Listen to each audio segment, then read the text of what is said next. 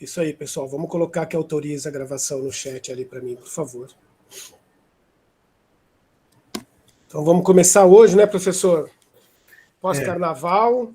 Então hoje é a primeira, na verdade, né, é a segunda aula da semana, aula 2 da disciplina 3, né, que é por uma escola ou outra. A live 1 nós não tivemos por conta do carnaval, mas vocês tiveram o texto, vocês trabalharam com o texto Mestre Ignorante. Então tem as atividades normalmente, e hoje o professor volta falando da semana 2, que é a live 2, né? A live da semana 2. Só vou dar alguns avisos antes, professor. Fica à vontade. O primeiro aviso é que assim, estamos quase, professor, fechando integralmente, né, os interessados ou não, né, aqueles que aceitaram ou declinaram de participar do TCC, mas nós já temos mais de 52 pessoas que querem participar, professor. Que vão participar do TCC, né? Então, em breve, a gente já vou começar amanhã, eu termino o processo, porque algumas pessoas ainda não responderam o formulário, aí eu vou, apesar dos professores têm trabalhado bastante, né, Mauro? Mauro, Antônio, que eu estou vendo aqui, né? Tem me ajudado bastante, professor, indo atrás dos cursistas, né?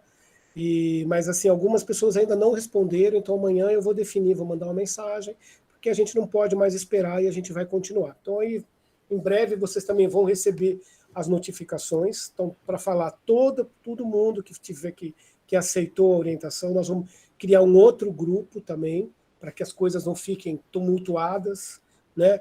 Porque enquanto o TCC era obrigatório, a informação era para todos. Agora a gente vai fazer diferente, né? Então nós vamos continuar com esse grupo e vamos criar um outro grupo de WhatsApp só de orientação, onde eu vou passar as informações, a gente vai definir, todo mundo vai ter um orientador para trabalhar durante o TCC, tá? Então isso é uma coisa importante. Em breve eu vou passando, até o final da semana eu vou passar as outras informações. Outra questão também, as disciplinas continuam abertas. Tá? Então, quem quer fazer, quem quer resgatar algumas atividades, né, pós-carnaval, né, agora começou o ano para algumas pessoas, está aberto, nós não fechamos nenhuma das disciplinas, disciplina 1 e disciplina 2 estão abertas ainda, pode fazer participação no fórum, fazer as atividades, tá bom? Então, professor, é isso, já dei o recadinho rápido, passo a palavra para o senhor agora. Maravilha. Deixa eu só puxar um texto aqui que eu quero... O senhor não me mandou nenhum texto, né, professor? Você quer que não te mandei, não, Roberto. Eu vou... Aliás, acho que eu vou mandar para você compartilhar, que fica mais fácil. Oi, Cris, boa noite, tudo bem? Boa noite, professor. Boa noite a todos. Oi, Cris, tudo bem? Tudo bem, Roberto? Boa noite. Seja bem-vinda. Obrigada. Eu vou fazer diferente, Roberto. O senhor que manda. Depois eu te mando, e aí você disponibiliza para o pessoal esses pontos que eu vou abordar aqui. Tá bom. Eu vou imprimir para ficar aqui do meu lado, fica fácil. Tá. Depois eu me envia. Tá bom. Eu gosto de ficar olhando para as pessoas.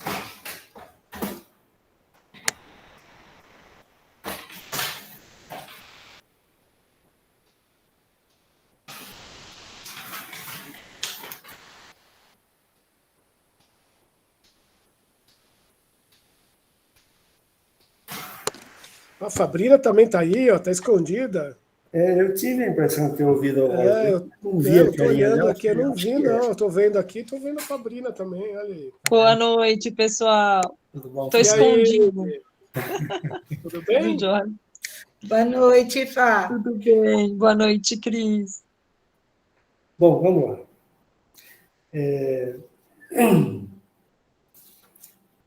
Nós tivemos um contratempo nessa disciplina, né, que entrou o carnaval no meio, e aí a sequência um pouco da discussão que eu queria fazer ficou um pouco truncada. Eu também não pude realizar direito a live naquele momento, enfim. Eu vou fazer aqui uma espécie de mix entre duas propostas teóricas que a gente trouxe para essa disciplina. Esta disciplina, ela leva o mesmo nome do projeto de intervenção que nós estamos realizando atualmente no município de Hortolândia. Nós estamos completando até o meio do ano 2 anos. Esse projeto está em andamento. Ele está um pouco em atraso, porque as etapas do projeto, que são 6 etapas, eram para ser etapas semestrais, mas uma delas a gente decidiu passar para anual, porque o transtorno que foi voltar para o presencial, as aulas e tal, atrasou as atividades que a gente queria fazer nas escolas em nome do projeto. De qualquer forma, o projeto está em andamento e ele é um projeto de intervenção, acho que eu já falei um pouco sobre isso, eu não vou me repetir muito, não. É um projeto em que 2 escolas do município de Hortolândia, uma EMEI e uma EMF, toparam debater o projeto e toparam também trazer ações do projeto para dentro da escola. É sempre uma discussão bem interessante, não é uma discussão fácil de fazer, mas é uma discussão que tem me feito crescer muito do ponto de vista de qual é a escola que a gente gostaria de oferecer para essas gerações que estão chegando a cada ano em nossas escolas. Uma das coisas que eu falei, acho que antes do recesso, é de que a escola que fechou as portas em março de 2020 por conta do início da pandemia, né, e que a gente não imaginava que fosse ficar tanto tempo, tão longa, até hoje ainda, com gente se contaminando, ainda havendo mortes e tal. Eu disse mais do que uma vez, vou repetir, aquela escola que fechou as portas naquele momento não tem mais condições de abrir. E não estou falando do prédio, o prédio reabriu. As cadeiras estão lá, os computadores estão ali, as lousas, o material está lá. Mas a escola não é isso. Essas coisas fazem parte da escola. A escola é muito mais do que isso. A escola é, sobretudo, as pessoas. A escola é, sobretudo, as crianças.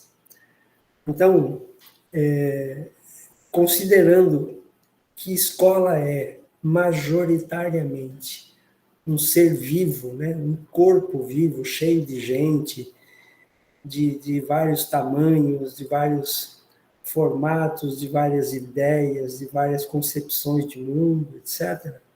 Isso é a escola. No entanto, uma coisa é preciso que se diga. A escola que a gente oferece hoje, ela tem muito ainda de parecido com a escola que nos foi oferecida, quando éramos crianças, né? Lá, mais ou menos, em 1900, de Aracide Almeida, eu já percebi que há muita coisa ainda que por conta do avanço das pesquisas, dos estudos, de tanta coisa publicada na área da ciência da educação, a escola poderia ser diferente. Mas pode ficar tranquilo, eu não vou aqui fazer o discurso dos culpados e fazer coro à voz da mídia e de algumas pessoas que acham que entendem mais de educação do que os próprios educadores. Eu não vim aqui fazer o discurso dos culpados, não muda porque os professores não querem, não muda porque os gestores... Não, esquece. Esse discurso aí nunca deu em nada, é um discurso, na verdade, para atrair adeptos daqueles que, por não trabalhar na escola, muitas vezes, mesmo mandando os filhos para a escola, não tem uma boa dimensão do valor que a escola tem. E a escola tem muito valor. Ela tem valor porque as pessoas, cada uma delas, tem valor. Bom,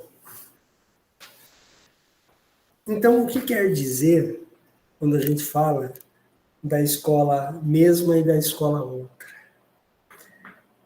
A primeira coisa que eu queria destacar é que a escola mesma é a escola da zona confortável, daquele espaço, daquele território, daquele lugar, daquele espaço social, em que a gente faz o mesmo, não porque a gente é papagaio, não porque a gente gosta de repetir ou reproduzir, não. Na maior parte dos casos, é porque a gente faz o que a gente sabe. E não vejo nenhum problema nisso. O professor, o gestor, o coordenador pedagógico, como também a merendeira, o jardineiro, a faxineira, o porteiro, seja quem for, os adultos da escola, dão o melhor de si na esmagadora maioria dos casos. Tem gente que está na escola e poderia estar em outro lugar, é verdade. Eu conheço e você também. Sabe aquela pessoa que está no lugar errado? Mas isso tem em todo lugar, gente. Tem na empresa, tem na farmácia, tem no supermercado, tem na família. A escola não é diferente. No entanto, a maioria das pessoas que ali estão, no dia a dia, estão lutando pelos seus ideais, pelos seus valores. Muitos, muitos, muitos são professores, são gestores ou coordenadores pedagógicos, ou mesmo outros servidores não docentes que tem na escola, muitos são pais. E eu quero crer, e faço uma aposta muito, muito tranquila quanto a isso. Eu quero crer que essas pessoas dão o melhor de si. Sabe por quê? Porque é o que elas esperam que as outras pessoas que acolhem os seus filhos façam o mesmo por eles. É o que elas esperam. E quando a gente quando dá errado as coisas, quando a gente dá um surto no meio da sala de aula ou da reunião pedagógica, faz parte de nós somos seres humanos, não é? Nós não somos robôs, nós temos sentimentos, nós ficamos irritados, mas ficamos alegres também. Agora, tem uma coisa que eu aprendi nesses quase 40 anos de educador. Nós somos tão humanos, que a gente é capaz de superar e no dia seguinte voltar para aquele lugar. E às vezes reencontrar aquela pessoa com a qual a gente pode não ter a melhor das amizades e somar com ela em projetos, em ideias, em inovações, em lutar junto. Como a gente diz lá no meu departamento, carrega piano juntos, sabe? Então, é nesse sentido que eu queria retomar com vocês, depois desse longo recesso que a gente teve. Ninguém falou até agora, mas eu estava com muita saudade, viu? Deixa eu avisar aqui. Vocês façam uma cara de que estavam com saudades também. Vai, faz favor, porque eu não estou em idade mais para levar contrariedade, não, viu? Façam aquela carinha de, eu também estava com saudades. Isso é muito bom. Isso faz parte da educação. Faz parte da educação escolar. Se tem uma coisa que a gente planta nos nossos alunos, é a saudade. Quantos daqui, não precisa levantar a mão, mas já foram parados no meio da rua, do shopping ou dentro da farmácia, com aquele grito assim, oi, professor! Oi, professora! E a gente muda até de cor, né? Porque aí todo mundo fica sabendo o que a gente faz da vida. Mas sabe o que acontece? Por mais que a gente queira ensinar alguma coisa, por mais que a gente queira ensinar a matemática, a geografia, o inglês, a música, fazer educação é uma arte. Igualzinho à arte de viver. Por isso, eu destaquei o texto do Jacques Rancière para a semana da primeira da primeira aula desta disciplina. O texto do Jacques Rancière, O Mestre Ignorante. Quando eu vi a primeira vez o título, eu me senti meio incomodado. Parecia uma coisa agressiva contra os professores, especialmente, contra os educadores de forma geral, até que eu fui lendo o texto. E o texto foi desmontando a maior parte dos meus argumentos nesses 40 anos de ensino. Especialmente aquele argumento que constituiu a gente no lugar de professor, no lugar de professora, como aquele lugar que é assim, olha, eu sei, você não sabe, eu sou o professor, você é o aluno. Eu estou no lugar do que sabe e você está no lugar do que não sabe. Perdão, gente. Como sempre, a minha garganta, ela gosta de falar boa noite também. O mestre ignorante traz lições fundamentais para nós. Traz desafios também. Traz coisas difíceis de aceitar e de engolir. Entre elas, uma das ideias centrais é de que se pode ensinar aquilo que não se sabe. Sabe por quê? Por uma coisa simples. A gente pode aprender junto. Ninguém sabe tudo. Olha que ideia simples. Aquela experiência daquele professor francês, contada naquele livro. Pensa num camarada formal, um professor de literatura na França. Ele não é formal, ele inventou a formalidade. Cara, como eles são formais, os franceses. Pensa esse camarada. Chegando na Holanda, achando que ia arrasar, porque ele já era meio famoso. Passou por vários cargos importantes, trabalhou com gente até mais importante do que ele, ficou conhecido, foi bem recebido, seja bem-vindo.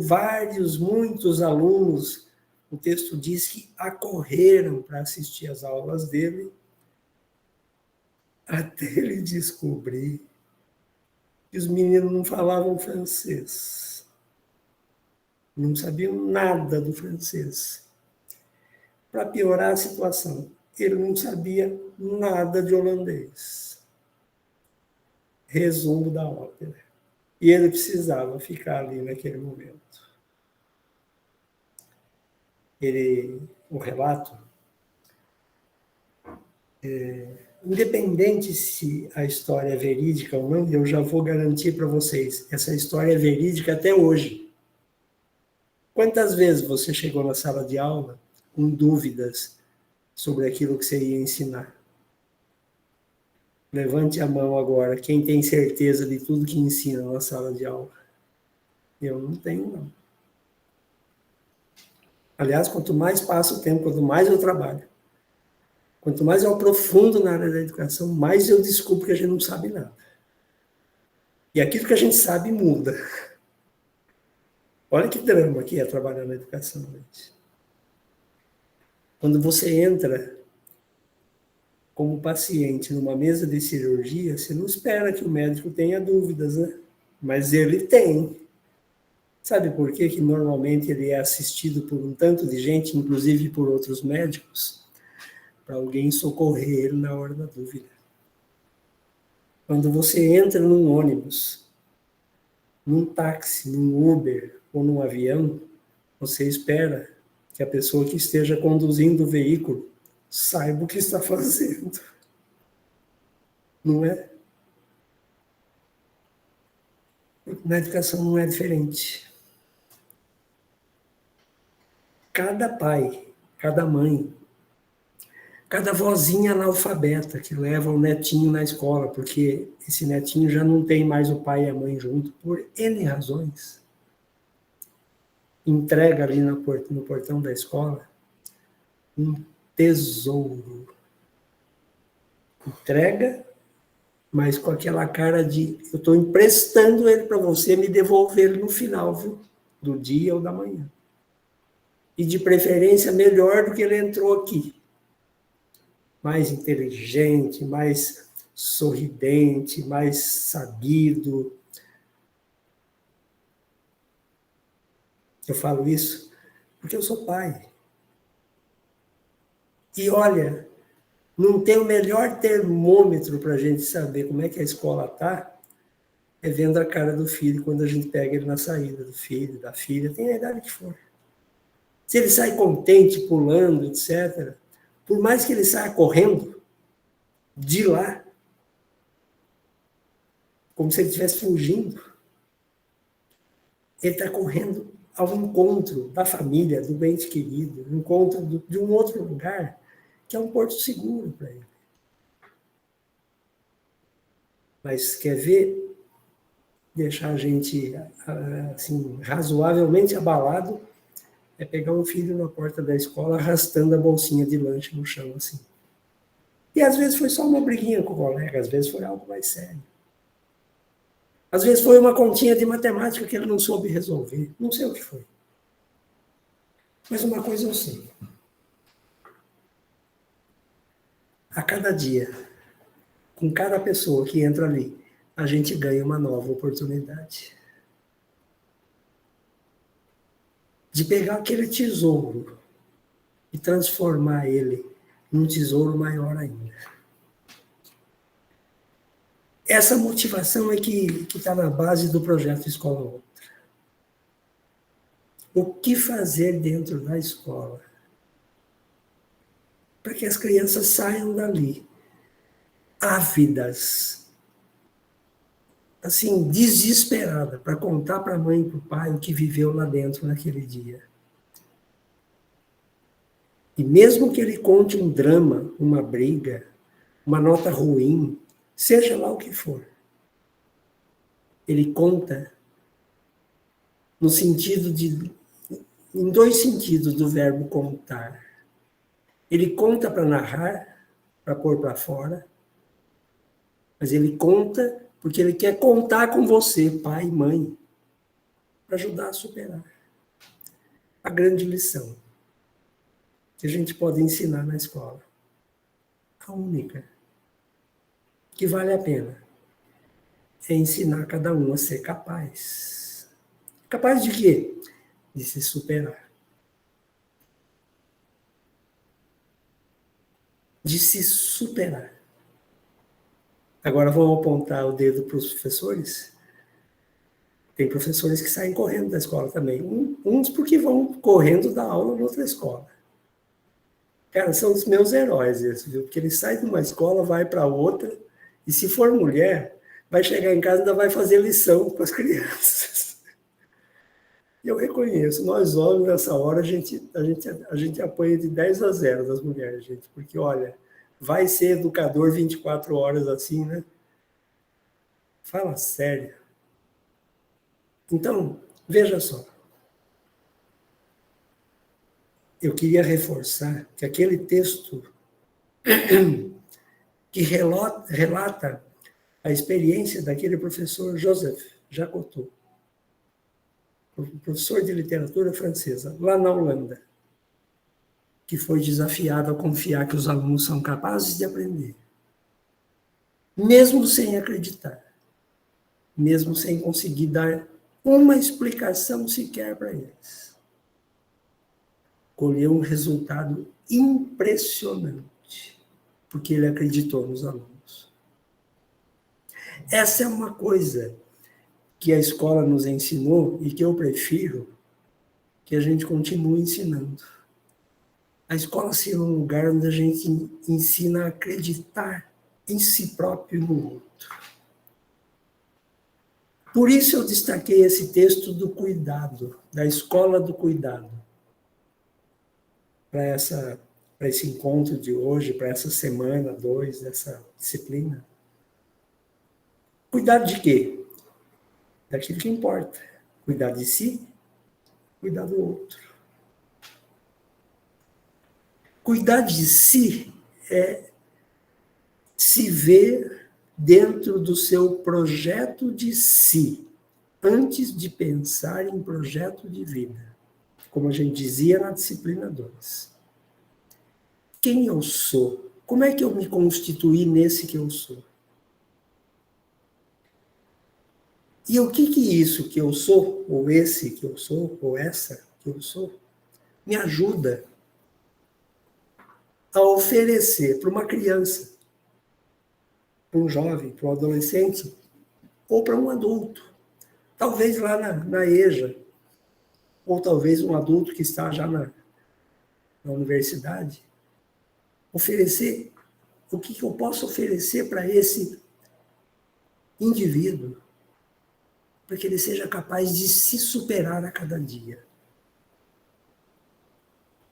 de se sentir capaz.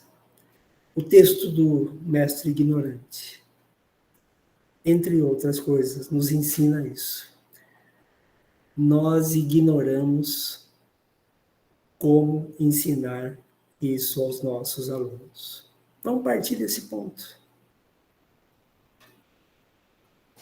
Sabe por que nós ignoramos o que ensinar? Como ser capaz para os nossos alunos? Por um motivo simples. Eles não são robôs. A cabeça deles não tem um drive para arquivar coisas, para processar coisas. Não, eles são gente como a gente. Eles reagem, eles choram, eles riem. Alguns aprendem algumas coisas com mais facilidade, outras coisas com muita dificuldade. Em que ponto nós estamos da conversa? Nós estamos no ponto seguinte. Nós ensinamos o que não sabemos. Todos os dias. Porque, na verdade, a cada dia é um desafio novo para ensinar aquele grupo. Só quem foi educador, quem é educador, assim como quem é pai e mãe aqui nessa sala, sabe o que eu estou falando. Às vezes você preparou aquele conteúdo. O problema não está no conteúdo em si. Mas está naquelas coisas paralelas, naquelas coisas que correm por fora assim, do conteúdo. Você quer ver? E se o aluno fizer uma pergunta que eu não sei a resposta? Presta atenção aqui em mim agora. Bem-vindo ao clube, viu? Isso acontece comigo quase todo dia na universidade. E quando ele faz uma pergunta dessas, eu aprendi, a duras penas, a ser honesto com ele e dizer, não sei, filho, a resposta. Vamos fazer uma competição, eu e você, vamos ver quem é que descobre primeiro. Quem descobrir, conta para o outro. Porque as coisas mudam, o mundo não para, as coisas não param, as coisas modificam. Aquilo que a gente aprende hoje, amanhã, às vezes não funciona mais do mesmo jeito. Aquela aula excelente que você deu no 6º ano A, você vai para o 6º ano B, que é a sala ao lado, e a aula não vira, não funciona, empaca. Claro, são outras pessoas. Você já não é mais o mesmo, ou a mesma. Enfim. Por isso que a gente agarra naquilo que a gente sabe fazer. Eu entendo. Só que esse curso foi desenhado para desafiar a gente não a negar o que sabe, pelo contrário, a dizer o que sabe, mas a dizer também o que não sabe. Uma das perguntas do projeto Escola Outra dentro da escola, para os professores que aderiram ao projeto, é essa uma das primeiras coisas. Você sabe o que você não sabe?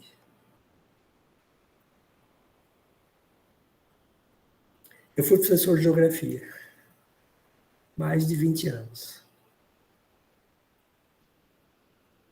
É um drama ser professor de geografia, gente.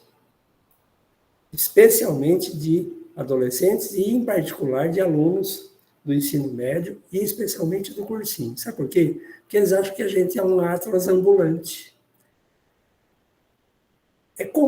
era comum nas aulas. Professor, qual é a capital da Conchinchina do Sul? Eu falava, não faço a menor ideia. Olha no Atlas, meu filho. Agora, pensa comigo.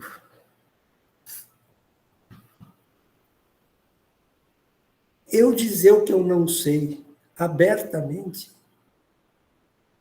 é dizer para o aluno que eu sou como ele, um aprendente. Então, lá no projeto da Escola Outra, a gente fez um combinado.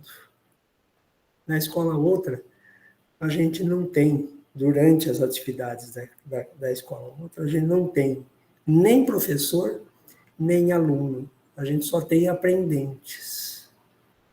Uns mais velhos, outros mais novos. A ideia é essa. Eu coloco na mesa o que eu sei. Eu coloco na mesa tudo que o currículo oficial diz que é para eu ensinar, da melhor maneira que eu posso. Mas coloco também o que eu não sei em jogo. E faço mais ou menos como fez o professor de literatura francesa lá na Holanda, sem falar uma palavra de holandês. Vamos ver se a gente se entende. Vocês estudam o texto, né? Vão tentar aprender com o texto. E eu vou tentar aprender com vocês como é que vocês aprendem. É a mesma perspectiva.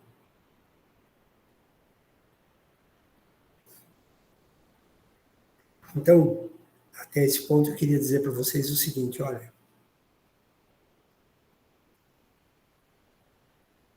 Todos nós ignoramos coisas. Então, todos nós que somos educadores podemos ocupar o lugar do mestre ignorante do texto.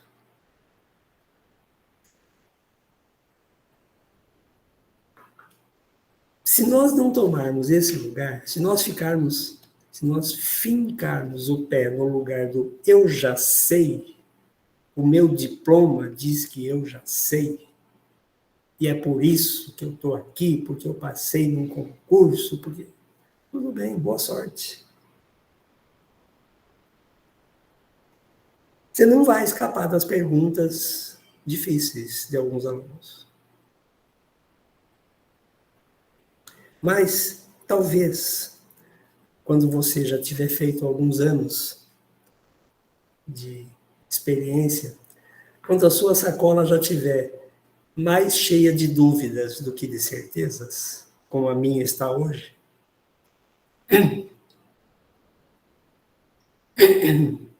você vai descobrir que você não é obrigado a saber tudo em momento nenhum. Então, eu tenho um desafio para você pensar.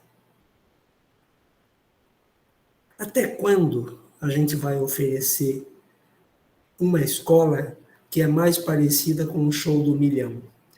Sabe, lembra daquele quadro? O cara tinha uma pergunta na mão e o outro que estava ali para responder podia ir ganhando, né? Somando valores em dinheiro lá, até ganhar um milhão se ele respondesse a pergunta final, e ela era muito difícil. Só que tinha um detalhe, a resposta já estava escrita no papel que estava na mão do apresentador do programa. Tinha que ser aquela. Esse jogo é o jogo do sem sentido. Só que nós aprendemos a jogar esse jogo e aprendemos na escola, como alunos, depois como educadores, professores, coordenadores, gestores e outros. Nós aprendemos a fazer esse jogo. Só que, olha, quando um médico erra com o paciente, esse paciente pode ter um problema maior de saúde, pode até vir a morrer, por causa de um erro médico. Quantos já não aconteceu, né? Quando um engenheiro não dormiu naquela aula sobre a estrutura da ponte, não sei o quê, a ponte cai e mata pessoas. Quando um piloto de avião dormiu na aula de como aterrissar direito aquela impressionante máquina voadora. O resultado a gente vê na hora. No entanto, a nossa profissão nos reserva uma armadilha. O resultado de um trabalho feito pela metade, trabalho que eu podia ter estudado um pouco mais, que eu podia ter me aplicado um pouco mais, ou que eu podia dizer para os alunos, olha, não sei, vamos procurar junto a resposta, ou algo do tipo. O resultado de ações negativas na nossa área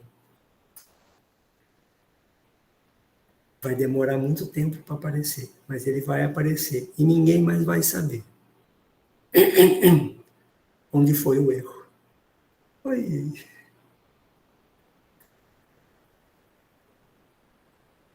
Essa é a Laura, gente. O resultado de erros que nós cometemos, muitas vezes, na maioria das vezes,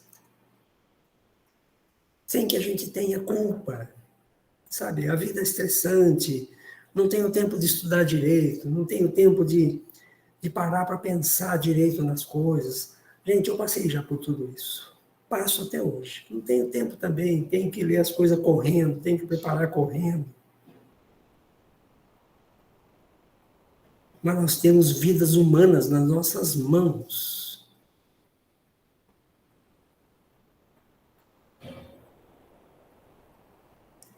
E às vezes, quando nós erramos com algumas dessas vidas humanas, o resultado vai demorar muito para aparecer, mas nós carregamos desde o primeiro momento. Não, Laura. E elas poderiam ter aparecido, colocar na mesa da reunião pedagógica, pedindo socorro para os colegas, para a coordenadora pedagógica, para a diretora ou diretor da escola, dizendo, gente, eu preciso saber isso aqui, não sei, alguém pode me ajudar? Antes mesmo da gente condenar os que não sabem, ninguém, todos nós ignoramos coisas. Todos nós ignoramos coisas que a gente precisava saber. Então, nós precisamos perguntar o tempo inteiro. O que eu não sei que eu preciso saber? Sobre esse assunto, sobre esse conteúdo, sobre essa forma de avaliação, sobre esse aluno que está na minha frente, sobre os saberes dele, e por aí vai. Nós estamos num momento crucial da história da educação. Eu diria, por extensão, um momento crucial da história da humanidade, por duas razões. Primeiro, porque a duras penas a pandemia nos obrigou a aprender a fragilidade do mundo em que nós vivemos. Perdão. A vida humana é muito frágil. Um vírus, que é uma coisa que a gente não consegue nem enxergar, fez um estrago imenso no mundo inteiro. E pode ser que venham outros, a gente não sabe. Também não vamos fazer aqui a apologia do fim do mundo agora, né? A defesa de que o mundo vai acabar amanhã. Não, eu não tenho ideia de quando o mundo vai acabar. O que eu sei é que se ele não acabar até amanhã, inclusive amanhã cedo, às 8 da manhã, eu tenho que encarar uma turma de alunos lá onde eu trabalho. E sei que eles estão esperando por uma boa aula. Todos os dias. Então, eu queria dizer para vocês que esse primeiro momento, essa primeira grande oportunidade, nós estamos diante de um portal. O mundo não será mais o mesmo. Não é só a pandemia, mas a pandemia é um dos eventos para mostrar para a gente a fragilidade da gente. A outra coisa.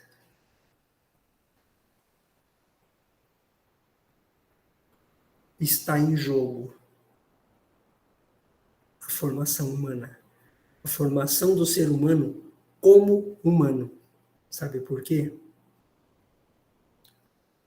Porque já tem gente de muito dinheiro investindo no transhumano e no pós-humano, no homem meio máquina. E não estou falando só de chips enxertados no corpo humano, não. Estou falando da indústria da prótese, por exemplo. Até um tempo atrás, eu não sei se vocês notaram, mas eu quebrei um braço, eu fui no médico, e o médico mandou engessar o meu braço. Hoje, tem uma indústria da prótese, uma indústria do pino, ganhando muito dinheiro. Qualquer coisinha tem que pôr um pino, fazer uma cirurgia. E não estou aqui dizendo que colocar pinos é errado. Eu estou dizendo que nós estamos vivendo uma outra pandemia sem que as pessoas percebam. Nem todas essas cirurgias eram necessárias. Agora vamos voltar para o campo da educação. O grande desafio que a humanidade está enfrentando nesse momento, não estou falando só do Brasil, é um desafio de formação humana, do humano para que ele continue a ser humano. E não é porque a gente tem o risco de ser substituído pelas máquinas. Não é disso que se trata. É do risco, não é do risco também da gente ser meio ciborgue. Ciborgue é da minha época, viu, gente? O homem de 8 milhões de dólares. Não se esqueça, eu nasci no século passado. E eu gostava de assistir aquilo. Nossa, aquela máquina que tinha dentro daquele camarada, que era meio homem, meio máquina, deu a ele uma força descomunal, tal, tal, tal. Mas isso tem um preço. Nos transformar em meio máquinas transforma a gente em meio humanos, em menos humanos. A minha pergunta a essa altura é isso que você quer para você e para os seus filhos? Meio humano? Meio máquina? Está em curso, está em desenvolvimento, pesquisas que tendem a expandir a vida humana muito além dos limites que a gente conhece. Pessoas estão sendo projetadas para viverem 500 anos, 1000 anos. E eu não estou falando aqui de futurismo, não, eu estou falando de pesquisas atuais em estágio avançado. Mas por que eu estou trazendo isso? Eu estou trazendo isso porque é o seguinte: nem todos vão viver 500 anos ou 1000 anos, viu? Nem todos vão receber aquelas próteses para o sujeito que perdeu as pernas e recebeu aquelas próteses e se transformou num atleta paralímpico, que agora ele é medalhista, viu? Você tem ideia do preço daquilo lá? Você tem ideia de quantas pessoas têm acesso àquele negócio? Não é para todos. É para muito poucos. Então, a pergunta que o nosso curso tem para você, no curso inteiro, é a seguinte: como fazer a cada dia, nas nossas escolas, independente da função que você ocupa dentro dela, para que as pessoas que estão ali, crianças e adultos, se tornem humanos a cada dia, porque a desumanização do ser humano está vindo com tudo para cima da humanidade. A educação, então, é a solução. Não, eu não estou dizendo, eu não sou inocente a esse ponto. A educação tem na mão a solução dos problemas da humanidade. Não, não é bem assim. Até porque não existe uma solução mágica também. O que existe é o trabalho do dia a dia. Esse eu conheço. E sei que quando naquele dia que a gente não trabalhou no sentido de formar humanidade naqueles seres humanos que estão na nossa frente, eles se desumanizaram um pouquinho mais.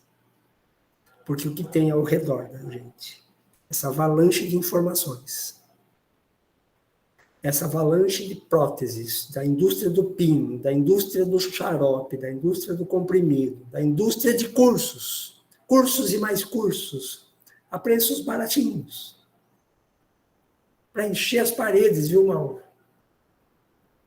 De certificados, um mais bonito que o outro. Tem uma indústria de cursos, vendendo cursos. Eu não sou contra os cursos pagos, não é isso que eu estou dizendo, gente. O que eu estou dizendo é que estão vendendo ilusões junto. Quanto mais tecnológico, melhor. Quanto mais complexo, melhor. Para. Quanto mais humano, melhor.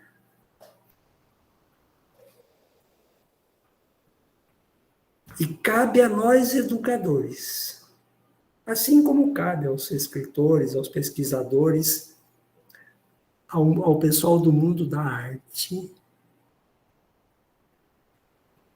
apontar o dedo para o nosso tempo e dizer: diminuir a humanidade em mim e no meu semelhante, não, viu? Isso eu não aceito.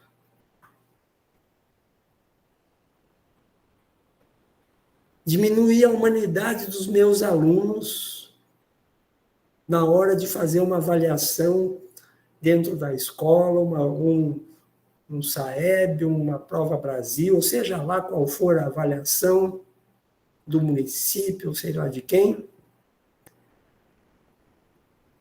para permitir que o resultado diminua as pessoas ao meu redor, eu não aceito, não. Essa avaliação não é uma boa avaliação. Na verdade, eu diria que o problema está não na avaliação em si, mas na lógica que move a avaliação. E essa é uma das coisas que eu estou discutindo lá com as escolas do projeto Escola Outra. Qual é a lógica que move a avaliação? Ela é simples.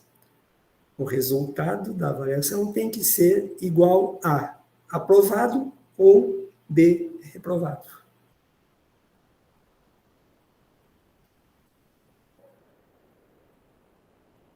Dá uma olhada no que a colega acabou de escrever aí, que sumiu aqui da minha frente. Diz que a filha está procurando e estão pedindo o curso de atendente, se eu bem entendi, não deu para a hora que eu ia terminar de ver, sumiu da minha frente. Daqui a pouco vão pedir inglês avançado para o sujeito varrer a rua. Eu sei disso, gente. É uma forma de dizer que a competição entre nós é que vai criar um mundo melhor. Eu tenho minhas dúvidas. Viu? O que eu sei até hoje é o seguinte, é o ranking, né? Você tem razão. O que eu sei é o seguinte, se tem uma coisa que a competição sabe ensinar muito bem, é que um ganha e outro perde. Tem um perdedor e tem um ganhador. Mas agora tem um tal discurso meio de empreendedorismo, de ganha-ganha, de todo mundo ganha. Eu vou ficar com uma definição que eu aprendi com os advogados. Sabe o que dizem os advogados? Lá no campo da advocacia, do direito, da justiça, das leis, eles dizem assim: é melhor um mau acordo do que uma boa demanda. Sabe o que quer dizer isso? Um mau acordo é aquele em que todo mundo perde um pouco, para não perder tudo. Porque a boa demanda é aquela que vai até o último degrau da justiça para estabelecer quem ganhou e quem ganhou tudo e quem perdeu tudo.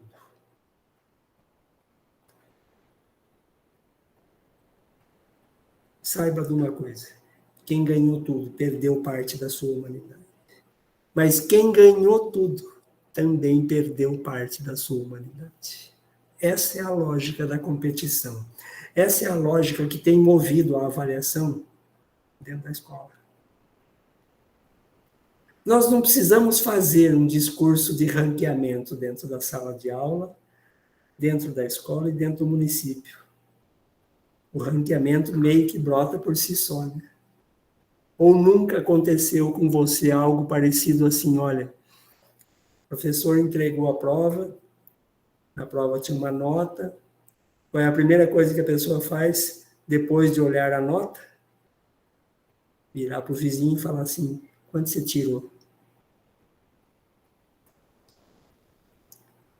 E se eu tirei 7 e o meu vizinho tirou 6,5, eu sei mais do que ele, né? Sabe o quê? Sabe quanto? Aí eu sei meio ponto, mas então fala para mim, cara. O que é meio ponto de saber? Ou ilusão, né? Nós aprendemos na escola a avaliar. Sendo avaliados primeiro, e depois aprendendo o jogo da avaliação. Mas eu não vou ficar discutindo a avaliação hoje aqui, não. Só vou deixar essa pista. Avaliar deve ser bom quando a gente avalia para crescer. Porque vamos pensar assim, olha, compare comigo de novo, eu vou sair do campo da educação. Vamos imaginar que você vai ao médico. E você tem uma queixa, uma dor, né? Ferida, uma coisa, enfim. E não está normal, seguiria. E o médico faz o quê? Ele vai fazer uma avaliação. Se nós fizéssemos uma comparação bem grosseira entre a avaliação que o médico faz e a avaliação que a gente faz na escola, e eu usasse o mesmo critério, o médico, às vezes, poderia chegar para você e falar assim, viu, deixa eu falar uma coisa para você. Você não tem mais jeito, não, filho.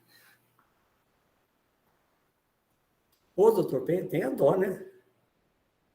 Não, viu? Já fiz uma avaliação, ó, pode chamar os parentes. Ah, para, gente. Mesmo em casos em que o médico tem esse diagnóstico em mente, ele ainda tem vontade de lutar. Se você tem horas, dias, semanas, meses ou anos, independente de quanto tempo você tem, mas de que você viva bem esse tempo que tem, ele vai lutar por isso. Vamos voltar para o campo da educação.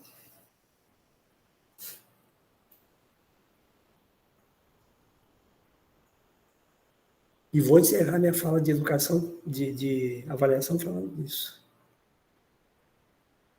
A avaliação conta muito mais de quem é e como trabalha o avaliador do que o avaliado.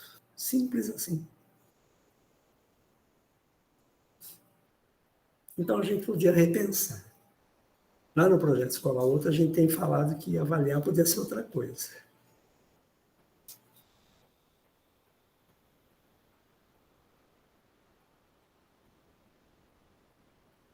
Avançando um pouco mais para essa discussão, dentro da Escola Outra, dentro da proposta da Escola Outra. A escola é um território. A escola é um território. O que é um território? Bom, um território tem algumas marcas. Primeiro que ele tem fronteiras. Vou dar um exemplo de um território. Se dentro da escola, nós vamos pensar numa escola de ensino fundamental 2, né?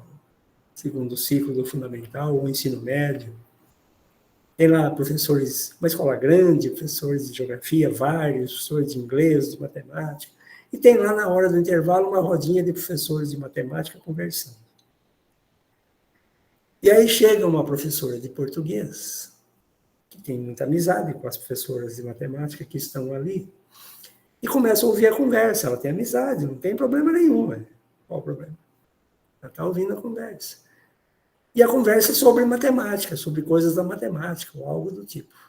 E ela resolve dar um pitaco na conversa. Mas por que ela ia dar um pitaco? Ela é uma professora de português? Mas ela é autodidata, ela ama matemática, sempre gostou, foi fazer letras, gostou das letras também, mas ela tem filhos, ela foi estudar matemática melhor ainda, etc, etc. e gosta da matemática. Ensina português, mas gosta da matemática. Só que quando ela dá o pitaco dela, você consegue imaginar a cara das professoras de matemática? Eu consigo.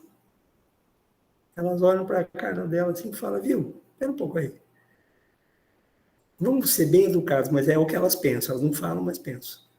Sapo de fora, no pia aqui dentro, viu? Você não é professor de português? O que você está falando aí da matemática? Como se ela não pudesse saber matemática. Como se ela não pudesse gostar da matemática. Ah, você está falando das caixinhas. Estou, claro. A gente inventou as caixinhas. E a escola inventou para nós e nós aprendemos a gostar das caixinhas e a gente fica dentro da cerquinha, né, da caixinha. E a gente se torna especialista. Até a legislação chama o professor de especialista. Especialista na área da geografia, da matemática, da língua portuguesa, do inglês, ou sei lá de quê.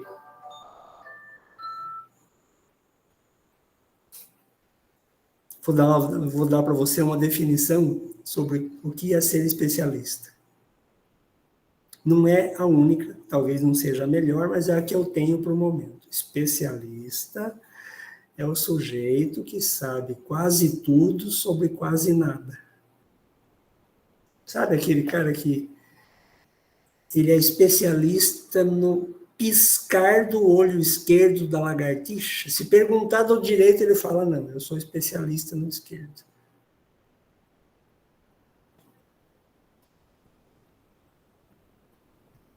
Eu fui no dentista uma vez que fazia canal. Ele olhou, pegou o receituário e começou a escrever. Eu falei, mas ele vai me dar uma receita, ele não vai fazer o canal? Eu olhei o papelzinho e tinha escrito um endereço de um outro dentista. Eu falei, mas, viu, você não faz canal? Ele falou, faço, mas não desse dente aí, só do outro aqui. Eu falei, tenha santa paciência, filho. O que é isso? É o especialista. Sabe quase tudo sobre quase nada. Então, olha, o que a escola mesma sofre, eu vou chamar aqui, eu vou até escrever aqui, caso você faça uma cara de que não ouviu direito. Chama-se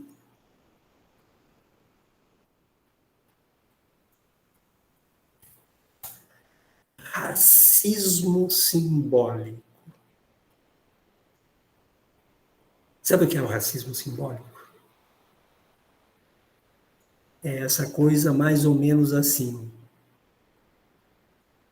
O que eu sei é melhor do que o que você sabe. Afinal, eu tenho tantos anos de experiência, você chegou agora no campo. Está vendo aquela professora ali? Tem 23 anos de experiência. Uau, que bom. Mas ela também começou de algum lugar, né? E não estou desmerecendo os 23 anos dela, estou dizendo que as coisas mudam. E a gente precisa aprender a mudar junto com as coisas. O desafio, um dos maiores desafios, é a gente identificar o racismo simbólico, porque ele existe, está presente em todas as escolas do mundo, em todas as salas de aula, em todas as reuniões pedagógicas, dentro da cozinha da escola, no quartinho das faxineiras, o racismo simbólico está ali. Eu sou melhor do que você. Eu sou mais do que você. O que eu sei é melhor do que o que você sabe. Gente, eu estou chamando vocês para pensar a escola como um território que é capaz de romper com esses limites muito estreitos. Por isso que território, a primeira coisa que a gente pensa em território é pensar qual é o tamanho dele.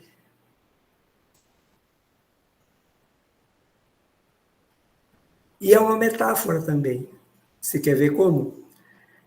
Não tem gente lá na escola que você conhece, na escola que você trabalha, que ocupa mais espaço do que os outros? Onde eu trabalho, tem. É que o território está dividido em pequenos feudos, entende? E tem os senhores e senhoras feudais. Quem tem mais força e grita mais alto, fala mais verdades. Como diria o Foucault. Aliás, uma disciplina que vocês vão ter na próxima, depois dessa aqui. O que quer dizer isso? Tem verdades melhores do que as outras. Né? Por quê? Porque tem gente que tem mais força para bater a mão na mesa e falar, isso não é assim, eu sei que não é assim. Calma, peraí. Sabe da onde? Do alto dos meus 29 anos de escola. Pode parar. Você tem 29 anos de escola, parabéns, você aprendeu muita coisa, é verdade. Mas as coisas mudam.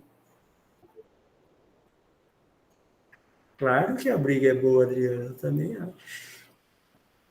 Ai daquele novato que acabou de entrar na escola, pior ainda, recém-formado.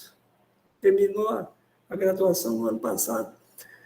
Deu sorte, prestou um concurso e já começou o ano virando professor, de fato, e de verdade. E sem ninguém avisar nada para ele, ele chega na primeira reunião pedagógica da vida dele com ideias brilhantes. Olha que atrevimento. Gente, o racismo simbólico é uma coisa tão deliciosa de usar nessa hora que eu não preciso ter 29 anos de experiência, basta eu ter 2 anos e aquela pessoa que acabou de se formar e chegou lá, eu olho com aquela cara para ela e falo assim, viu, você não descobriu ainda o seu lugar aqui não, sujeito? Isso é território. O território, ele tem fronteiras externas, mas ele se subdivide internamente, os pequenos feudos ali dentro. Você pensa que na universidade é diferente? Gente, a universidade é uma fogueira de vaidades. Quem fez o pós-doc no país mais longe... Para, gente, que bobeira. Fala sério, a gente estuda tanto para descobrir que a gente não sabe quase nada. E o que a gente sabe muda. Então, eu diria que só tem um jeito de vencer o racismo simbólico. É através da honestidade pedagógica. É o melhor antídoto. Sabe aquela coisa meio sincerona? Que fala diante de um aluno, olha, não sei esse negócio aí não, vamos aprender juntos isso aí. Mas também fala na reunião pedagógica, viu, sem medo de ser feliz, e diz assim, não sei, gente, estou confuso com esse debate que está acontecendo aqui hoje nessa reunião. Esse debate sobre avaliação, esse debate sobre projeto pedagógico, esse debate sobre isso, sobre aquilo, eu gostaria de ter mais esclarecimento. Gostaria que antes de decidir alguma coisa, a gente aprofundasse um pouco mais. Que tal, hein? Mas tem um ser que domina a escola. A Cris vai lembrar. Quer ver? Sabe quem que de fato governa a escola? Não é o diretor, não é a diretora, não é o coordenador ou a coordenadora pedagógica, não é a supervisora. Sabe quem governa a escola? É o decurso de prazo. Sabe aquela história de você traz um assunto para a reunião e fala assim, gente, vamos discutir isso aqui, ó, e nós precisamos votar até o fim da reunião, porque é para ontem. Viu? Deixa eu falar uma coisa para você. Alguém tem que ter a coragem de levantar e falar para ontem não dá. Nem para o final dessa reunião. Se o assunto for polêmico, vai precisar mais tempo. Ah, mas a secretaria, então, avisa lá que a gente não sabe tudo. E que a gente precisa debater. Ah, não, mas o prazo, então, dá um jeito lá, pensa no prazo. bate o pé, chora, chama qualquer um que puder ajudar, mas vamos discutir o prazo, gente. Se a questão é séria, é importante, não pode ser no decurso de prazos. Vamos, gente, vamos voltar, ó, já discutiu bastante. Viu? Uma coisa é ficar enrolando na reunião. Uma coisa é ficar conversando sobre a importância de encher linguiça. Outra coisa é fazer um debate honestamente pedagógico para que as pessoas estejam esclarecidas antes de votar em qualquer coisa. Entende? Não deixa o decurso de prazo governar a escola toda hora, não. Não faz bem para a saúde.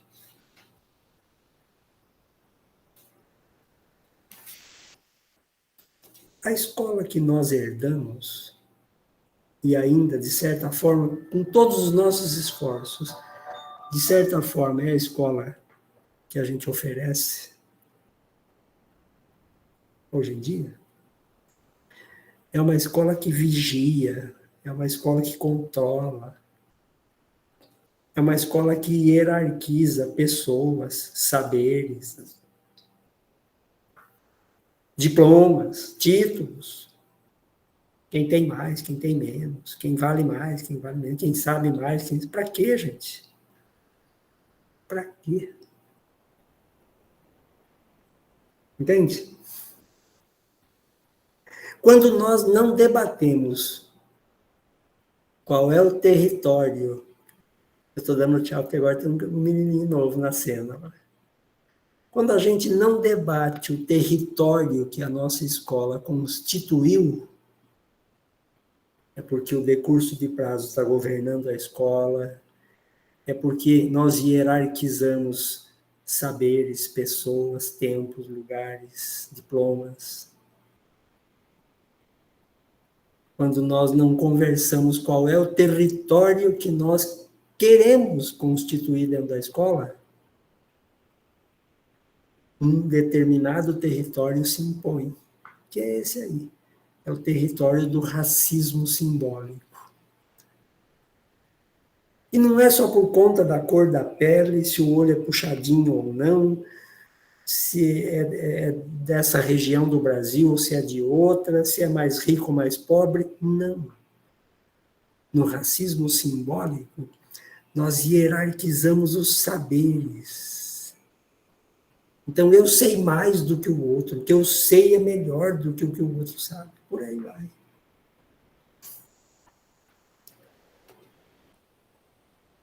Nós precisamos resgatar um pouco da dúvida. Todos os lugares que a gente vai, as hierarquias funcionam. A Magali tem razão. Em todo lugar é assim. Mas a pergunta que a gente tem que fazer é, dentro da sala de aula, dentro da reunião pedagógica, dentro da escola, tem que ser assim o tempo todo? Eu não estou negando a hierarquia, como eu também não nego a burocracia. Mas tanto a hierarquia quanto a burocracia deveriam estar a serviço do ser humano, da formação desse ser humano como permanentemente humano. Porque se a gente descuida um dia, ele se torna menos humano. E por diversas razões. E como a gente gosta da escola da métrica, ela é uma escola dentro da escola mesma. Qual que é a escola da métrica? Tudo a gente consegue avaliar para dar uma nota. Tudo a gente consegue avaliar para pôr uma medida. Medir o tamanho do currículo do outro em relação ao meu. Medir a importância da universidade onde o outro se formou, onde o outro estudou, onde ele fez uma pós-graduação ou outra. A gente se apega nessas coisas, sabe por quê? Porque elas se materializam. E elas materializam um desejo que faz a hierarquia ser o objetivo da escola, não um instrumento. O problema não está na existência da hierarquia. O problema surge quando a hierarquia se torna a razão de ser da escola. O problema se apresenta quando a burocracia manda na escola e não está a serviço da escola. Gente, eu sei que isso tudo é muito fácil de falar e é difícil de colocar em xeque dentro da escola. Mas se tem uma coisa que nós concebemos nesse curso, é que nesse curso a gente vai pôr o dedo na ferida sem medo. Né? Aliás, com um convite para pensar a educação como arte. Sabe por quê a educação como arte? Porque a educação deve ser como a arte. Sabe o que a arte é? A arte é indomável. Por mais que a gente construa museus, por mais que a gente coloque valores nos quadros dos pintores famosos, dinheiro nenhum no mundo compra a apreciação da arte pela arte. Dinheiro no mundo nenhum compra o prazer de ouvir uma música que a gente gosta. Dinheiro no mundo nenhum constrói um museu que consegue aprisionar a arte. A arte é inadministrável.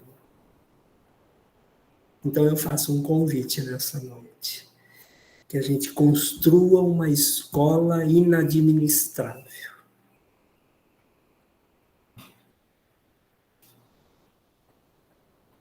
Que a gente constitua uma equipe docente inadministrável. Eu vou dizer para você por quê.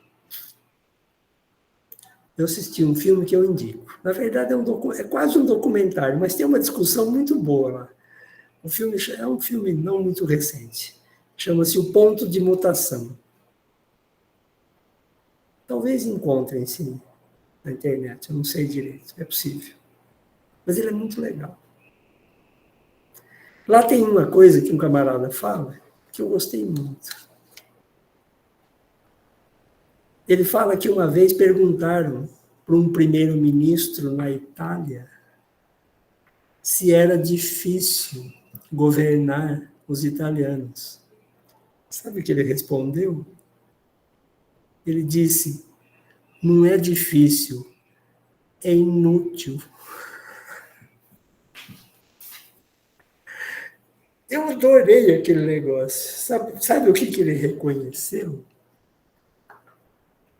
Ele reconheceu que tem uma Itália dentro de cada italiano. Tem uma escola dentro de cada professor. Tem uma escola dentro de cada pai. Tem uma escola dentro de cada criança. Tem uma escola dentro da vozinha analfabeta que leva o netinho na escola. E isso, que escola é essa? É inadministrável. Isso é para colocar os eventuais diretores que, porventura, estiverem me escutando aqui, Cris, em desespero, né? Mas então é para ter uma equipe inadministrável? É. Quanto mais inadministrável, menos racismo pedagógico vai ter na sua escola. Quanto mais artistas e mais arteiros eles forem, mais você vai estar perto de constituir uma escola única no mundo. E não tem escola da Ponte, não tem escola montessoriana, não tem escola freinetiana, não tem escola freiriana que se compare a essa sua aí.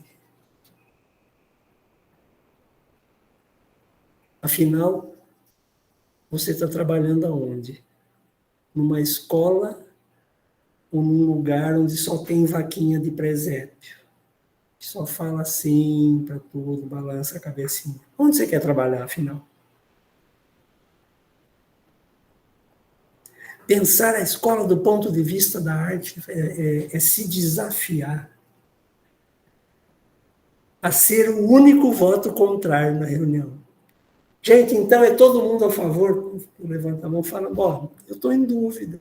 Não é que não pode ter todo mundo a favor de alguma coisa, não é isso que eu estou falando. Estou falando que, às vezes, falta coragem para levantar o dedo e falar, eu não concordo, gente. Ah, mas você é voto vencido. Não tem importância, eu vou continuar não concordando. Mas não vou atuar para dar errado o que vocês estão decidindo aí. Se a maioria votou a favor, eu vou entender. Agora, se der errado, gente, vou fazer o seguinte, que tal vocês pensarem naquilo que eu falei antes, naquilo que eu propus? Entende? Por quê? Porque, às vezes, o melhor a fazer não está naquilo que é mais popular. Está naquilo que está no detalhe. Às vezes o melhor está naquela ideia de um novato. Às vezes o melhor está naquela ideia daquela pessoa que todo mundo olha para ela e fala, isso aí passou da hora de aposentar, já está gaga. Mas às vezes ela levanta uma questão que ninguém tinha pensado naquilo daquela forma. Esse é o convite da Escola Outra e é o do curso, gente. Qual é o convite? Dá para fazer diferente? Dá para pensar diferente? Eu já disse a vocês, olha, pelo menos eu acho que eu falei. Se você encontrar uma amiga ou um amigo que faz 10 anos que você não vê, e ela achando que está sendo a pessoa mais educada do mundo e fala para você assim, nossa, que bom te ver, você não mudou nada. Está chamando você de múmia. Está dizendo que você dorme num tanque de formol. Como assim não mudou nada? Fala sério. Eu sei que a pessoa está tentando te agradar. Mas faz o seguinte, olha. Faz o seguinte, vou dar uma dica para você.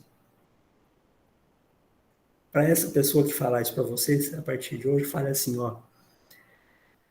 Cara, eu mudo todos os dias. Aliás, como dizia o professor Jorge Larossa, eu não fico mais velho a cada dia que passa, eu fico mais novo. Olha bem para mim, essa é a mais nova versão de mim mesmo, ele dizia.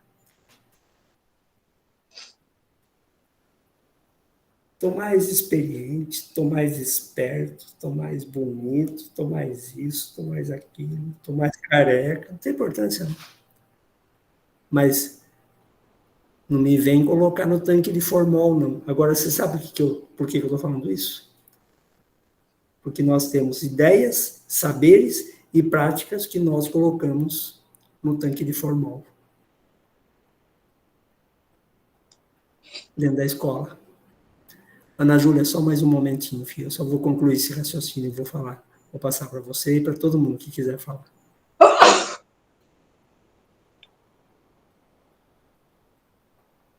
Se tem uma coisa que nós gostamos dentro da escola é o tanque de formol. É por isso que eu estou dizendo que a escola outra é uma possibilidade. A gente fazer um furo lá no cantinho do tanque para vazar todo esse formol aí. Não tem problema, né, Julia? Sem problema. De não aceitar as coisas como elas são. Ah, porque as coisas são assim.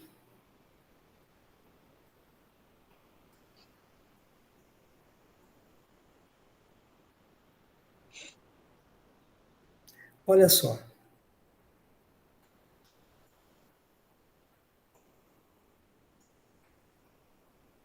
A escola que nos formou foi a melhor escola que puderam oferecer para nós, naquele momento.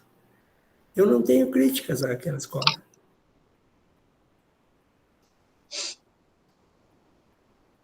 Não tenho críticas. Nenhuma. Agora, a escola que eu trabalho hoje não tem que ser exatamente a escola na qual eu vivi quando eu era aluno, quando eu era criança. Aí também é pedir demais, né? Apontar o dedo para o passado e falar que coisa ruim, que coisa errada que eles faziam. Gente, isso tem um nome, chama-se anacronismo. O que é anacronismo? É criticar o passado. Você não viveu lá, você não era professor naquela escola, ou professora. Então, antes de você apontar o dedo lá, agradeça, você está aqui porque eles trabalharam e deram o melhor de si para nós estarmos aqui. Agora, hoje, você também não precisa ser o professor caranguejo, né? Fica andando de lado ou de costa. Fica tendo... Você teve bons espelhos de professores que foram seus professores? Ótimo. Ótimo. Mas construa a sua história. Por isso nós começamos o curso pedindo uma narrativa autobiográfica de formação.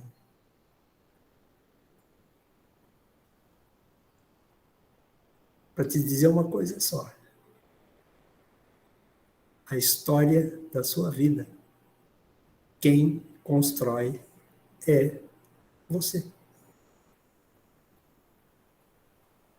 E esta é uma perspectiva metodológica que pode ser utilizada, inclusive, com as crianças.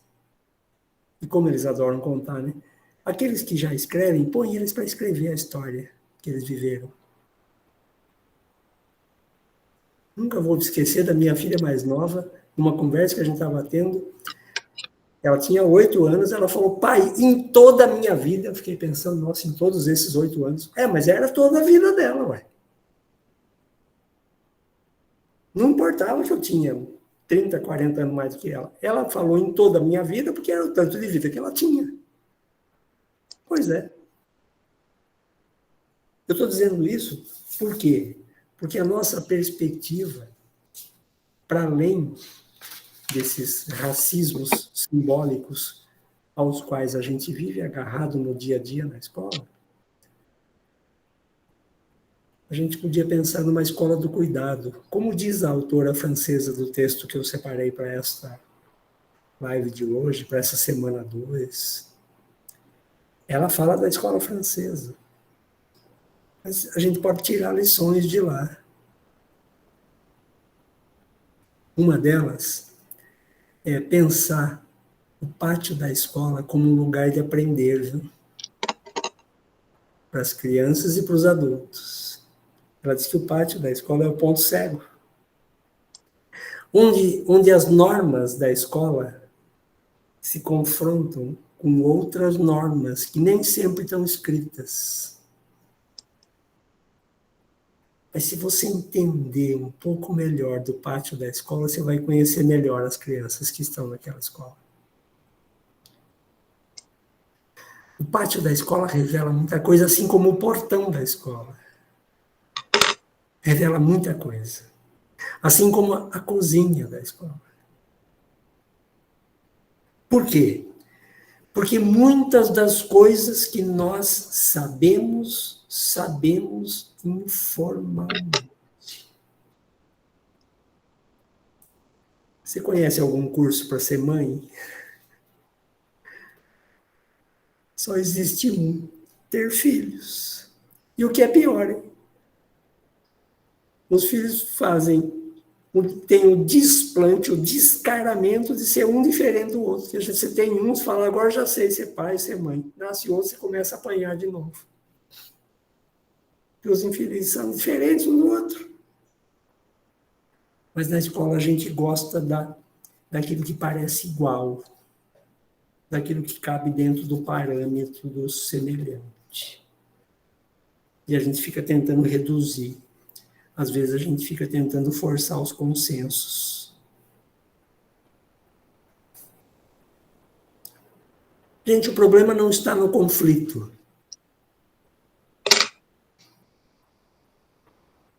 O conflito, até certo ponto, é saudável. Quer dizer que naquela escola tem seres humanos. O problema está na violência simbólica. O problema está na falta de respeito. O problema está na falta de humanidade. Aí é problema. É quando o conflito se transforma em violência.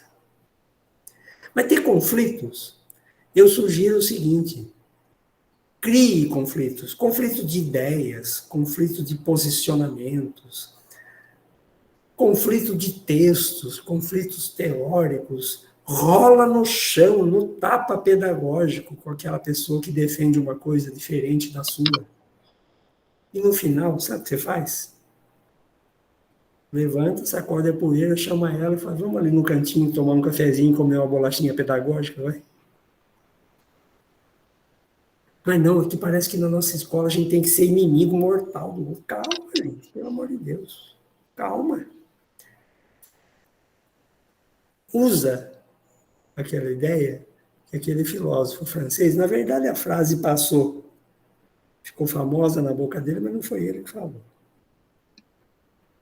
Foi a secretária dele. Recentemente eu estava lendo a respeito. O sujeito é o Voltaire, um filósofo francês. Ele dizia assim, no meio de um debate muito quente que ele estava participando,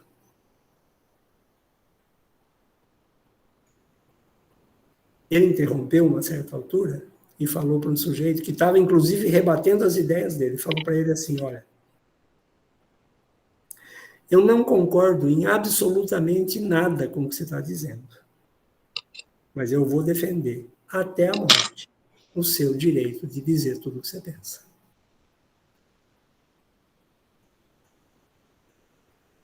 Esse é um princípio, é o princípio da convivência. Ah, mas ninguém me escuta naquela escola. Você está escutando as pessoas? Ah, mas ninguém leva em conta as minhas ideias. Você está levando em conta as ideias das pessoas? Tem hora que a gente tem que dar um murro na mesa, eu sei disso. Tem hora que a gente tem que se fazer ouvir, tem que dar um grito e rodar a baiana, eu sei. Mas vamos para o debate que é o melhor debate. O debate das ideias, das teorias, dos textos, das práticas, para a gente ver qual é a melhor. E talvez o outro tenha mais razão, tenha uma prática melhor do que a minha, não sei. A gente também aprende por imitação. É que a gente cresce e esquece isso. Mas não é assim que as crianças aprendem? Também, meio por imitação. Eu quero ir encerrando a minha fala de hoje, perguntando para você e para vocês todos uma pergunta que eu tenho feito para mim. Afinal, de quem é a escola? Para quem e para quê ela foi constituída?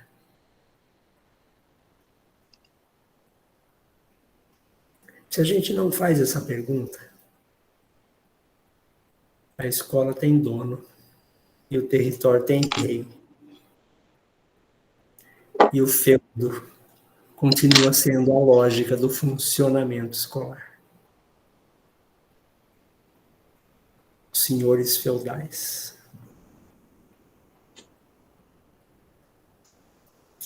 Lá dentro do feudo tem os cânones, as leis imutáveis, as verdades.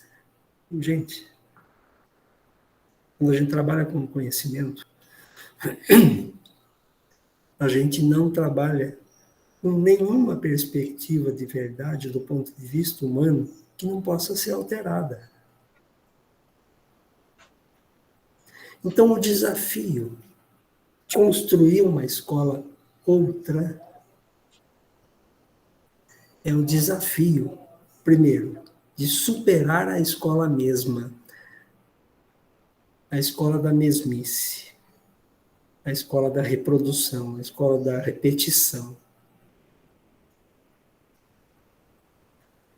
Em segundo lugar, de perguntar a si e ao outro o que é que você sabe. Põe aí na mesa. E perguntar também para si e para o outro O que é que você não sabe e gostaria de saber? Especialmente para as crianças.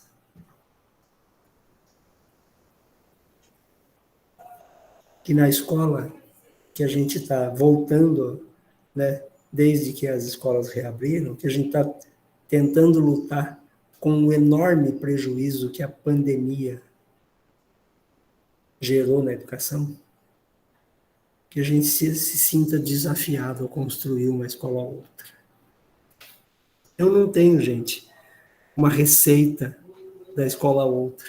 A Cris sabe, o Roberto, o pessoal que me conhece. Eu não chego lá dentro das escolas que estão dentro do projeto com uma escola ou outra enfiada na manga do colete, assim, para dizer, gente, olha, para tudo, agora faz desse jeito. Quem sou eu? Bom, uma coisa eu sei. Eu sei fazer algumas perguntas que às vezes duram a semana inteira como uma pulga atrás da orelha. Isso eu sei fazer. Então, vai aqui uma dessas perguntas. Por que não? Por que não pensar numa escola nascendo por dentro da outra? Uma escola onde as perguntas, o que importa é o cuidado, é o saber, e não o que mais importa é a nota final, é o cumprir prazos apenas, é tempos muito rígidos escolares, é espaços proibidos, é essa escola meio prisão que também nos foi dada e que, de certa forma, a gente oferece até hoje. Dá para produzir outra escola, eu estou convencido disso. Eu fui visitar escolas que se desafiaram a esse ponto. Escolas onde as crianças sentem que a escola é delas. Para elas a escola foi criada. Não para o sistema de ensino. Não para as estatísticas. Não para os políticos que ficam lá inflando dados para dizer que eles investem em educação. A escola foi feita para as novas gerações. Para que um dia essas novas gerações façam um Brasil melhor. Não, Magali, não foi no Brasil a escola que eu fui visitar.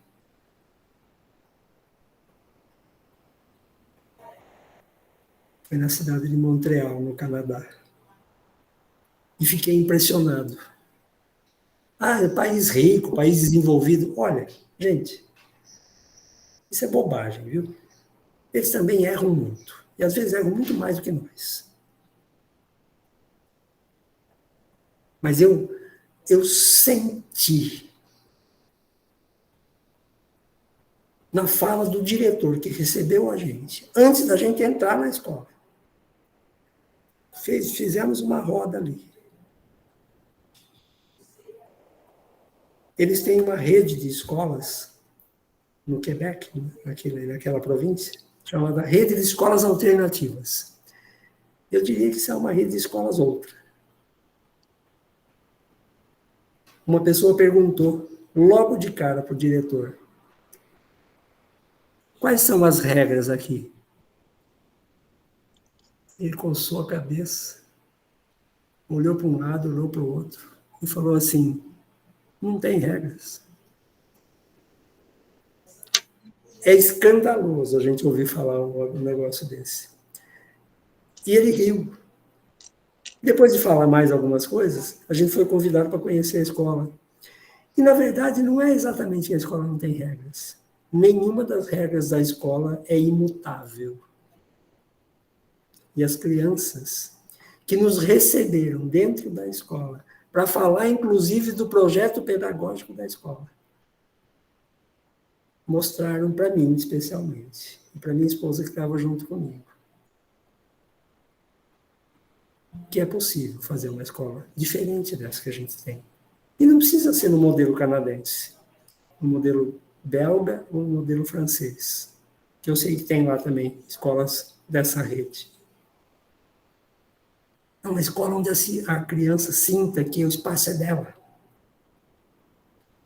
É nessa direção que eu estou empurrando as duas escolas corajosas que estão comigo no projeto. Tem umas outras meio doidas aí que estão querendo entrar também. Para que a escola seja a escola não feita para a criança, mas uma escola feita pela criança, junto com a gente. A gente perguntando para ela o que ela sabe, o que ela gosta, o que ela quer aprender, inclusive. Desafiando o currículo muito enrijecido que a gente tem na cabeça e nas legislações.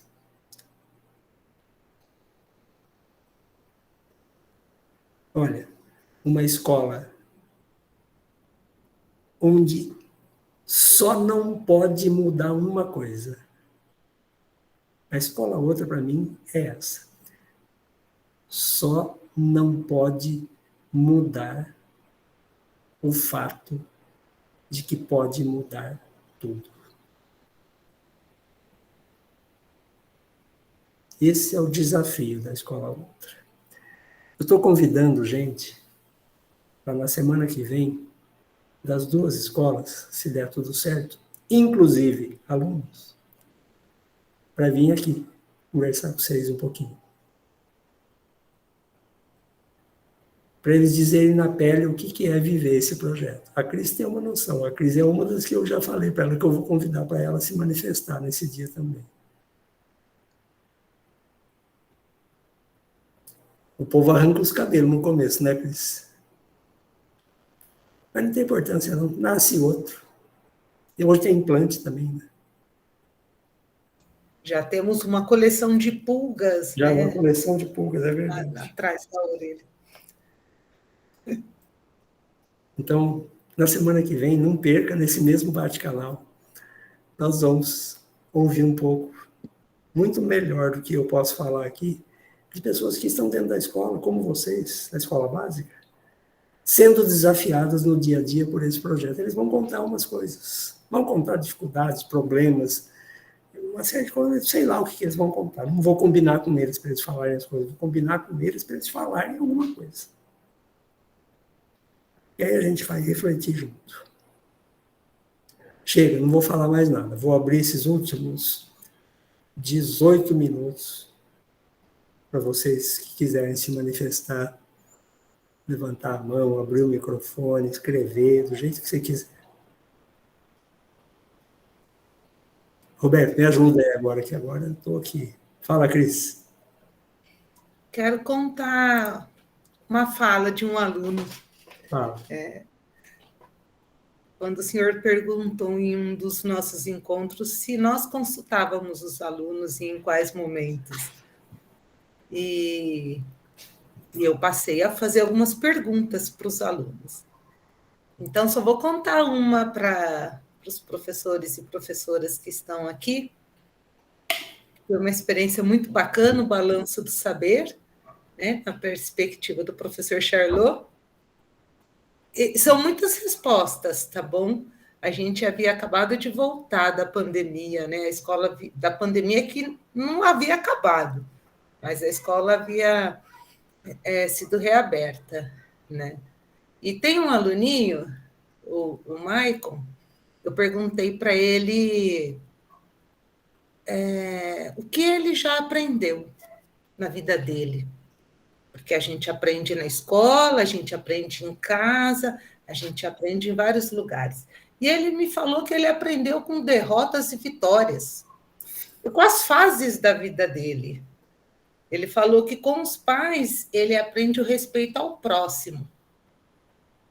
E ele falou sobre os medos dele também, falou que tem medo de altura, e que na escola o que ele gostaria de aprender a desenhar, né? E eu perguntei para ele, ele falou que tem medo do escuro, de baratas voadoras, né? E eu perguntei para ele o que mais o inspira na escola. Ele falou que o que mais o deixa inspirado na escola é a professora.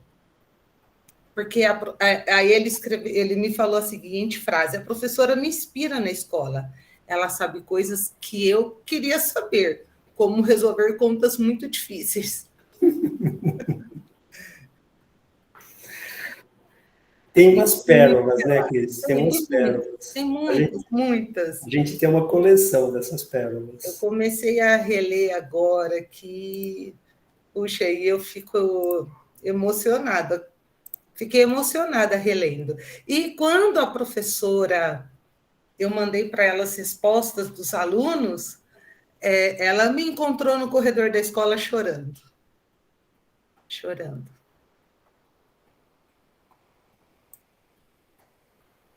Que bom, Cris.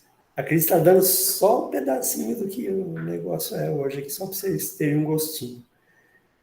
Nós ouvimos coisas quando a gente passou, né, eu digo, a escola, a consultar os alunos, alguns que escreviam, a gente pedia para escrever. Já foram feitas várias atividades no âmbito do projeto Escola Outra, que a gente vai tentar trazer para contar aqui como é que foi e tal. Mas a fala, a escrita e a fala dos alunos, inclusive dos pequenos. Eu aprendi uma lição sobre solidariedade na EMEI, com crianças que mal falam. Eu fui propor uma atividade lá da escola, outra lá dentro. O Roberto estava presente, a Fabiana que está aqui estava presente, a Nice, a mãe da Laura, que apareceu já hoje, estava presente. A lição que eu aprendi sobre solidariedade com aquelas crianças. Em nenhum lugar da minha formação eu tinha visto antes. Mas vou deixar para a semana que vem. E aí, gente?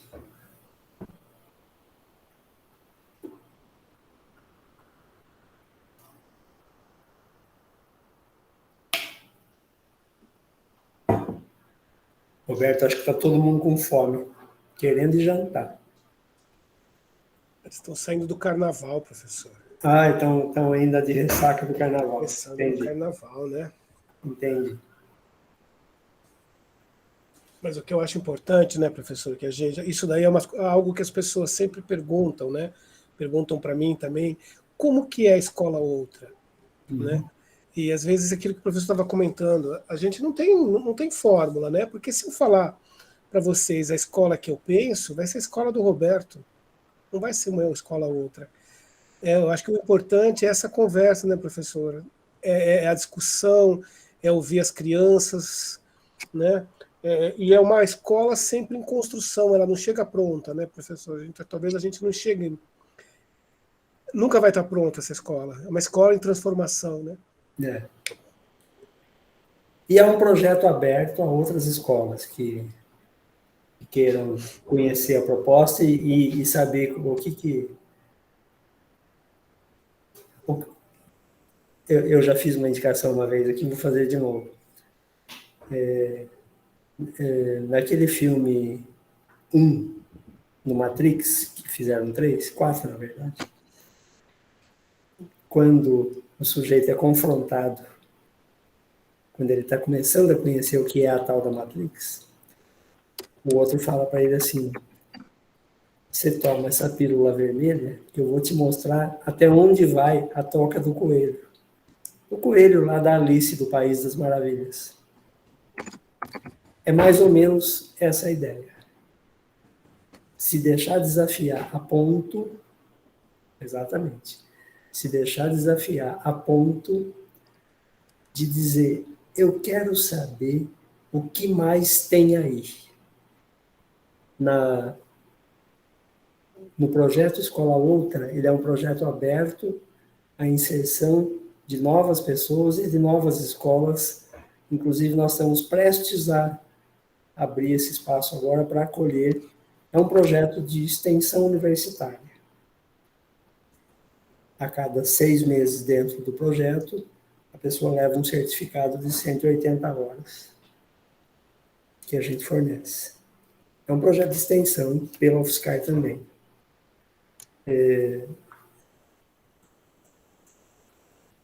Não é necessário a escola toda estar envolvida ou interessada. Se tiver uma pessoa lá dentro interessada, ela pode participar do projeto também. Mas, enfim, agora estou fazendo propaganda. Vamos lá, gente.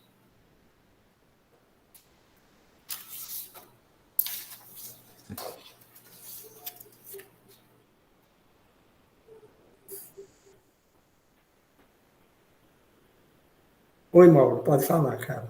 Abre aí o seu microfone, fica à vontade. Acho que posso me manifestar, né? Eu sei que é para os cursistas, mas assim é inquietador. Não dá para assistir como só. Não, tem que participar. A minha é uma pergunta, na verdade, né? Uma indagação que eu acredito que não tem a resposta, ou a resposta está se construindo, mas eu vou fazer aqui porque me inquietou no início, quando o senhor estava abrindo essa live, essa discussão, né? O senhor falou que, né, que o exemplo até das ciências, né, que estão estudando os seres humanos a viverem 1000 anos, né? Daí, naquele momento, né, eu me questionei por que a educação, né, essa distância entre essas ciências, essas tecnologias, né, que estão avançando, né, drasticamente, vamos dizer assim, muito rápido, né? E a educação, eu não digo a educação, eu digo a educação, a escola mesma, entendeu? Na sua concepção, que nós discutimos aqui, sem entrar no anacronismo, como o senhor falou, né? Eu não ignoro, né, os estudos, as discussões que estão sendo elaboradas a respeito dessa educação, isso é bom, mas naquele momento que o senhor falou, me remeteu a essa distância, nós falando de, né, seres humanos que, né, viver com 1000 anos, né, e a educação ainda em séculos passados, né, nessa perspectiva da escola mesma. Né? Isso é... Olha, Mauro, eu posso te dizer uma coisa.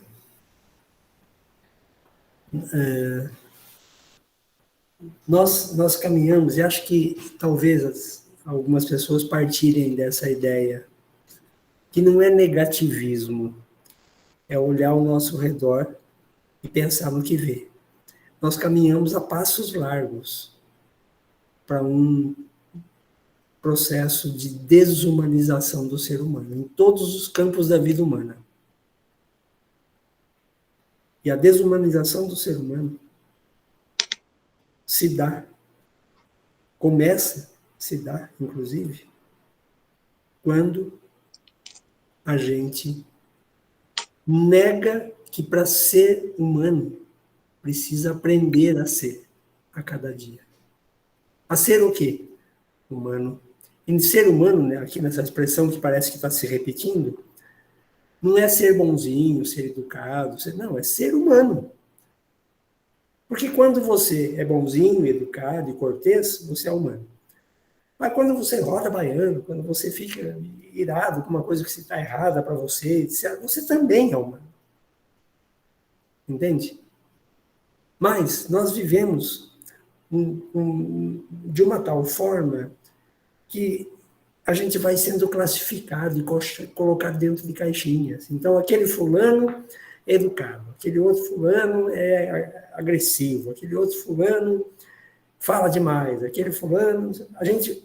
Na escola a gente faz isso também, não é só dentro da escola, mas dentro da escola a gente vai reproduzindo as caixinhas. Para quê? Se as caixinhas limitam a nossa condição de aprender. Não preciso aprender mais nada não, professor, já sei o que eu preciso saber para trabalhar. Olha, meu caro, lamento informar, mas o mundo gira, viu? Então, existe um grupo de gente com muito recurso investindo na direção que eu falei aí, do pós-humano. Não é só do humano meio homem, meio máquina. É do humano que não é mais humano. É do ser que não é mais humano. Se a gente ficar assistindo de boca aberta, É para essa direção que as coisas vão andar. A minha pergunta é isso que você quer para os seus filhos e netos? Então, nós temos que fazer um esforço já, de olhar para a escola que a gente tem e perguntar que território nós estamos construindo aqui. Um território de saberes, um território de aprender, um território de gente que se sabe aprendente, ou um território do mesmo, da repetição, esperando, né, que um dia alguma varinha mágica mude as coisas e tudo se transforme. Gente, isso para mim, é crise de Cinderela, sabe? Síndrome de Cinderela. Não precisa ser mais pé no chão um pouco, dizer, a escola que eu tenho é essa, as crianças que eu tenho é essa, e o desafio que eu tenho é esse. Qual é o desafio?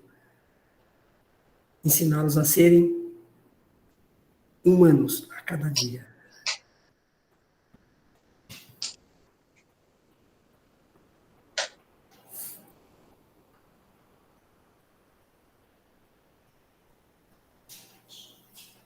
Cinco minutos vocês têm para correr para jantar, gente. Eu também não jantei ainda não, deixa eu avisar.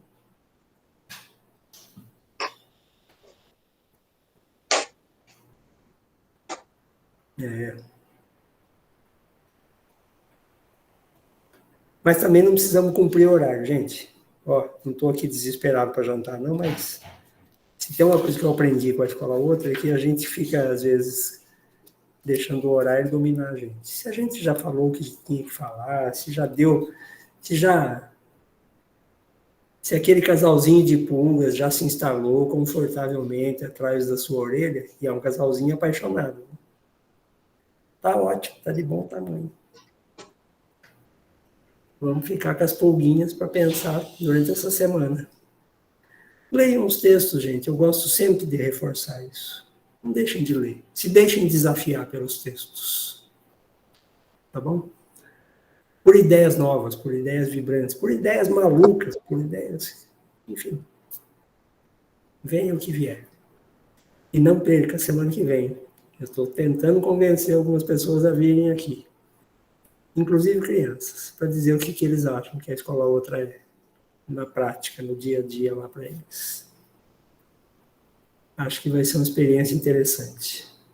Né, dona Fabiana? Fabiana ficou de me ajudar, hein? Faz favor, Fabiana, preciso da sua ajuda. Já está todo mundo contactado, professor, estamos nos organizando. Maravilha. Se a Fabiana falou, gente, aqui está tudo certo. A Fabi falou, o capim secou, né? Não, com certeza, com certeza. Gente, quem puder abrir a sua câmera aí, fala um tchauzinho para nós, boa noite. Obrigado por vocês terem retornado. Boa noite. Boa noite para todos. Boa noite a todos, pessoal. Boa noite a todos. Boa noite, pessoal. Até a próxima terça. Boa noite. Até. Boa noite. Ô, Ângelo. Oi, Ângelo. Boa noite. Boa noite, pessoal. Grande abraço, gente. Liane, como vai? Tudo bem? Boa noite. Tudo bem? Boa noite para todo mundo. Tudo de bom, gente. Tudo com Deus. Tchau, boa noite.